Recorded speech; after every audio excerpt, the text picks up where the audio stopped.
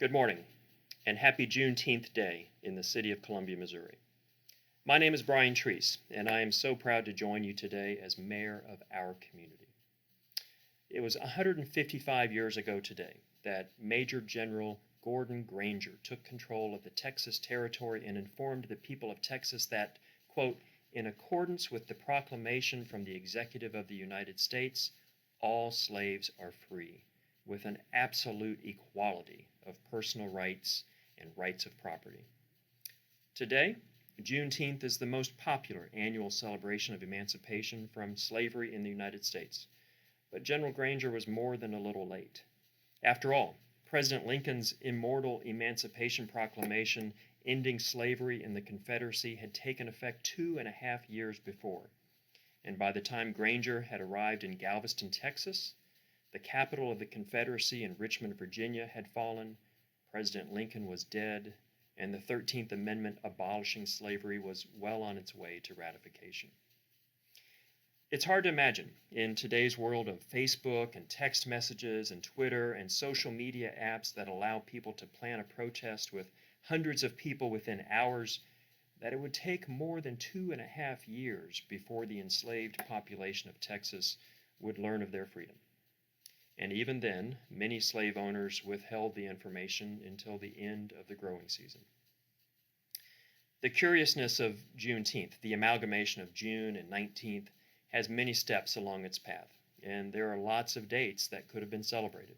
September 22nd, the day Lincoln issued his preliminary Emancipation Proclamation order in 1862, or January 1st, the day it took effect in 1863, or January 31st, the 13th Amendment passed Congress in 1865, officially abolishing slavery, or December 6th, the day the 13th Amendment was ratified. And yet, here we are today, still talking about Confederate monuments and military bases named after Confederate generals and named well more than 50 years after the Civil War ended. All of which reminds us about the importance of celebrating our victories along the way. You know, too often we hear the fight for civil rights and equal rights and probably human rights are a marathon, not a sprint. But our journey towards inclusion and equity is not just a marathon, it's a relay that requires you to train with others, to run your race to the best of your ability, and before your race is over, to pass that baton to your teammate. My question to you today is, who is on your team, and what are you doing today to train for that race? And then let's run it together. You know, just like it took 2.5 years for news to reach Texas, it has taken a while for Juneteenth to be recognized across the country. And while it has always been a state holiday in Texas, other states and other cities have been slow to act, but not Columbia, Missouri. Today, for the first time, I am proud to announce that I am proclaiming June 19th as Juneteenth Celebration Day in the city of Columbia.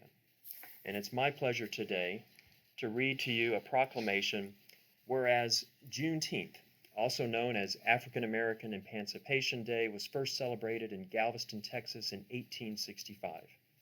And whereas this is the oldest known celebration of the ending of slavery in our country, honoring the enduring spirit of African American community. And whereas Union soldiers arrived in Galveston, Texas on June 19, 1865 with news the war had ended and slaves were free.